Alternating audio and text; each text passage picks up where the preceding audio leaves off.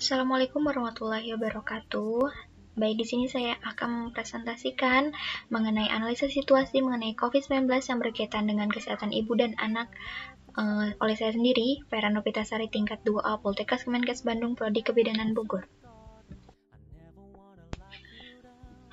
Baik, untuk slide yang pertama ini ya, kita ketahui ya dari analisa situasi mengenai COVID-19 yang berkaitan dengan kesehatan ibu dan anak, bahwa kita ketahui coronavirus ini penyakit yang sedang berlangsung saat ini di tahun ini 2020. Virus ini menyebar selama kontak dekat oleh tetesan pernapasan yang dihasilkan ketika seseorang batuk dan bersin. Nah, gejalanya ini sangat umum ya, yaitu demam, batuk, dan sesak napas. Kisaran waktunya itu biasanya sekitar 5 hari, tapi bisa juga 2-14 hari. Jika dikaitkan dengan KIA di keluarga Tuan F, maka seorang ibu dan bapak yang usianya terbilang lanjut usia, baik itu pralansia dan lansia, dan salah satu kelompok yang paling rentan terinfeksi dibandingkan anak-anak bayi merupakan kelompok yang paling sedikit terinfeksi virus corona. Kenapa? Jadi karena lansia ini rentan terhadap paparan virus corona karena bertambahnya usia, maka tubuhnya itu akan mengalami penurunan akibat proses penuaannya dan sistem kekebalan imunnya itu dapat bekerja dengan maksimal. Untuk asuhan kebidanan para keluarga Tuan F ini, kita telah dapat pengkajiannya itu mengenai data umum keluarga, faktor sosial, ekonomi, dan budaya, pengkajian lingkungan, riwayat kesehatan, pemeriksaan fisik, pengkajian psikososial, pengkajian penguatan keluarga, dan harapan keluarga. Baik, tadi kan sudah dilakukan pendataannya untuk data umum keluarga ini, ada beranggotakan 4. Nah, di sini tuh untuk suaminya itu bernama Parudin, untuk ibunya bernama Eni Susilawati, dan untuk anak laki-lakinya Muhammad Ferry Maulana, dan untuk anak perempuannya Vera Novitasari. Untuk umurnya itu suaminya itu 50 tahun, istrinya 47 tahun, anak laki-lakinya 25 tahun, dan anak perempuannya 20 tahun.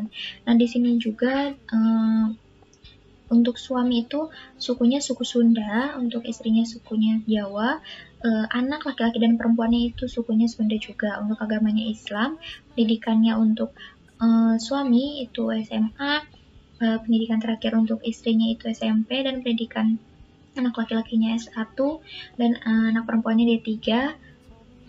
Untuk pekerjaannya karyawan swasta untuk suami dan ibu rumah tangga. Untuk anak laki-lakinya sama seperti suami si bapaknya, dan anak perempuannya masih menjadi mahasiswi. Golongan darahnya A semua, dan keadaan kesehatannya baik. Untuk pasangan usia suburnya untuk kepala keluarga dan istri. Nah, di sini juga keluarga Tuan F ini terdiri dari satu orang pria yang sudah andropos, dan satu orang wanita premenopos, dan satu orang wanita dewasa, satu orang pria dewasa tidak terdeteksi positif COVID-19, dan orang dalam pemantauan maupun pasien dalam pemantauan hasil pemeriksaan online. Di sini juga bisa disimpulkan bahwa untuk data hasil pengkajian keluarga Tuan F ini termasuk keluarga yang harmonis. Hal ini dilihat dari setiap pekerjaan di rumahnya itu dilakukan bersama-sama. Nah, keluarga Tuan F ini selalu berdiskusi dalam mengambil keputusan, dan dilihat dari aspek kesehatan lingkungannya itu keluarga ini sudah cukup baik. Dan untuk keluarga Tuan F ini kurang mengetahui cara cuci tangan yang efektif dan benar dalam upaya pencegahan penularan COVID-19. Nah, baik, di sini sudah didapatkan analisa datanya, itu setelah menganalisa situasi bagaimana pengaruh COVID-19 dalam KIA, kemudian mendata seluruh anggota dalam keluarga, baik riwayat dari individu, keluarga tersebut, mengetahui bagaimana lingkungan, serta pengetahuan keluarga mengenai perilaku kesehatan, lalu melakukan analisis Harvard untuk melihat siapa melakukan apa saja yang sesuai dengan perannya, baik produktif, reproduktif, dan sosial. Selanjutnya melakukan analisis kerangka pemberdayaan perempuan untuk melihat bagaimana peran pemberdayaan perempuan dalam mengintervensi suatu perubahan adalah analisis per individu keluarga mengenai pendeteksi COVID-19. Dari analisis data tadi, kita sudah dapatkan dari seluruh langkah tersebut, dilanjutkan dengan penyusunan daftar masalah dan telah didapatkan beberapa masalah yang terdapat pada keluarga Tuan F ini.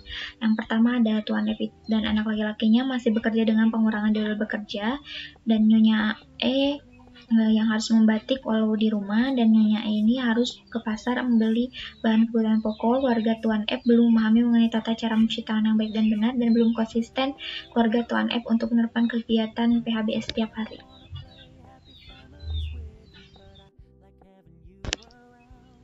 Di sini ada prioritas masalah berdasarkan hasil perumusan, maka urutan prioritas masalah kebidanan dan kesehatan keluarga, masalah prioritasnya sebagai berikut. Ada 3. Yang pertama, ketidaktahuan bapak dan anak laki-laki tentang cara pencegahan COVID-19 di lingkungan kerja.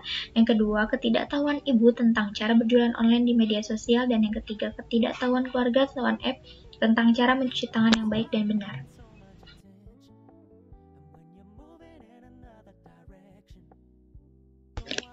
Setelah dilakukan perumusan masalah tadi, didapatkan intervensi. Untuk data subjektifnya ini ada bapak dan anak-anak laki-laki tidak mengetahui tentang pencegahan COVID-19 di lingkungan kerja, ibu kurang paham tentang berjualan online di media sosial, keluarga Tuan F kurang paham mengenai mencuci tangan yang baik dan benar. Nah, untuk data objektifnya ini, si bapak dan anak laki-laki ini tidak mengetahui teknik menggunakan masker yang tepat dan sanitizer. Ibu juga kurang paham mengenai teknik cara memakai handphone untuk mengupload batik yang telah dibuatnya dengan aplikasi di Instagram untuk berjualan di media sosial. Keluarga Tuan F kurang paham teknik atau cara pentingnya mengenai tata cara mencuci tangan yang baik dan benar.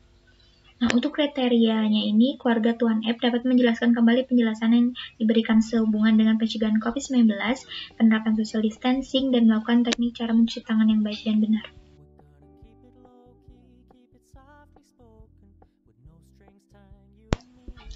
Untuk pembahasan kesimpulan bagian inti dari data, masalah, intervensi, dan evaluasi dari kegiatan asuhan keluarga Tuan F, bahwa tingkat pengetahuan keluarga mengenai pencegahan COVID-19 di lingkungan kerja, penerapan social distancing, dan perilaku hidup bersih dan sehat di keluarga Tuan F di Tegalega, Kecamatan Bogor Tengah kurang dipahami. Keluarga Tuan F diberikan penyuluhan selama 3 hari pada tanggal 9, 10, 11 April 2020 tentang pencegahan COVID-19 di lingkungan kerja, penerapan social distancing, dan perilaku hidup bersih dan sehat, tapi untuk penyuluhannya itu kurang mengenai perilaku hidup bersih dan sehat.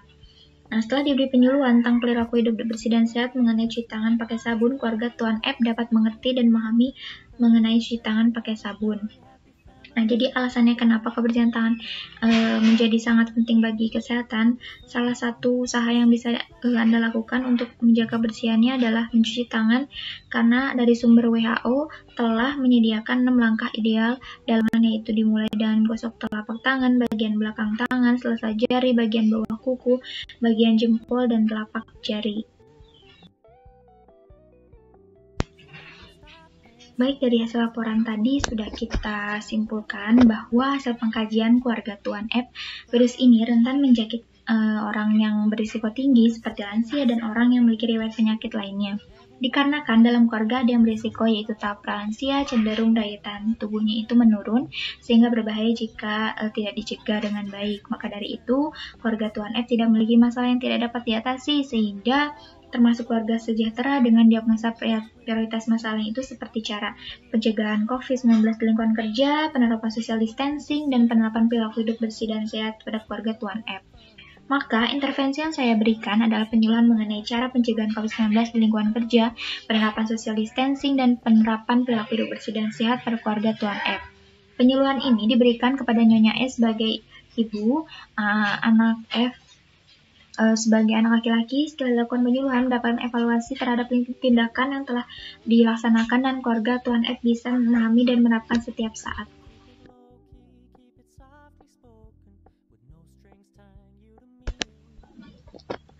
Baik, presentasinya sudah selesai. Mohon maaf jika ada kekurangan dalam menyampaikan materi. Sekian dan terima kasih. Wassalamualaikum warahmatullahi wabarakatuh.